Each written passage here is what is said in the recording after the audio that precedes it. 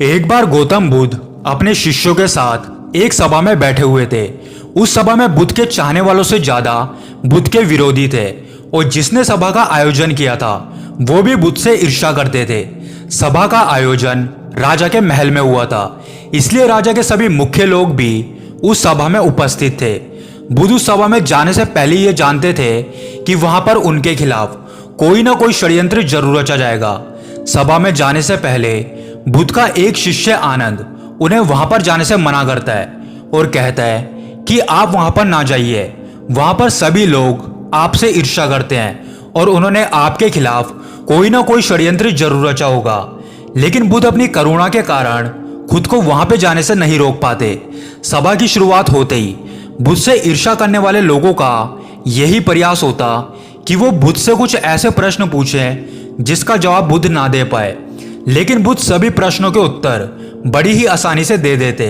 सभी अपने अपने प्रश्न बुद्ध से पूछते गए और उनके जवाब उनको मिलते गए।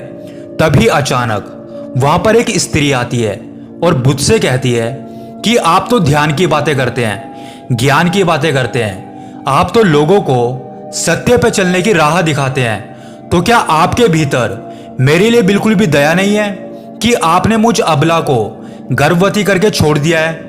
क्या आपको मेरी बिल्कुल भी चिंता नहीं होती? उस स्त्री की यह बात सुन के उस सभा में पूरी हलचल मच जाती है और सभी लोग आपस में बातें करने लगते हैं। एक व्यक्ति खड़ा होकर कहता है कि स्त्री की सुंदरता के आगे तो बड़े बड़े ध्यानी भी अपने घुटने टेक देते हैं, तो यह बुद्ध क्या चीज है? तभी दूसरा व्यक्ति खड़ा होकर कहता है कि हमें बुद्ध से उम्मीद नहीं थी। सभी अपनी अपनी भड़ास बुद्ध के प्रति निकालने लगे बिना यह जाने कि पूरा सत्य क्या है। लेकिन बुद्ध पर उस स्त्री के आरोप का और लोगों के अपशब्दों का कोई भी प्रभाव नहीं पड़ा, क्योंकि बुद्ध जानते थे कि सत्य क्या है।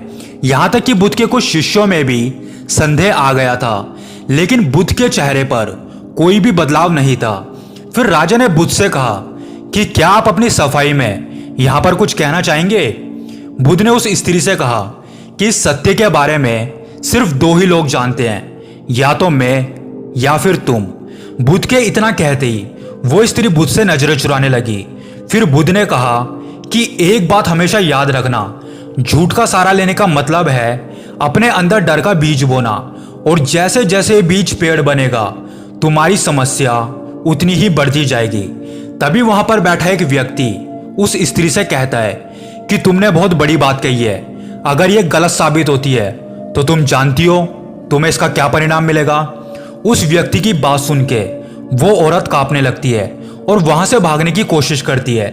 जैसे ही वहां से भागने लगती है उसके पेट में बंधी हुई गठरी सबके सामने गिर जाती है, जिससे ऐसा लग रहा था कि वो गर्भवती है, और पूरा सत्य सबके सामने आ जाता है।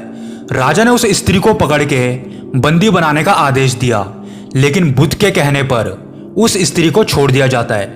दोस्तों, इस कहानी की यह सीख है कि आपका धैर्य और आपका अपनी ही नजरों में सही होना आपको बड़ी से बड़ी मुसीबत से भी बचा सकता है। इससे फर्क नहीं पड़ता कि आपके खिलाफ कितने लोग हैं, अगर आप सही हैं तो आपके सामने चाहे हजारों लोग आ जाएं, वो आपका बाल भी बांका नहीं कर पाएंगे।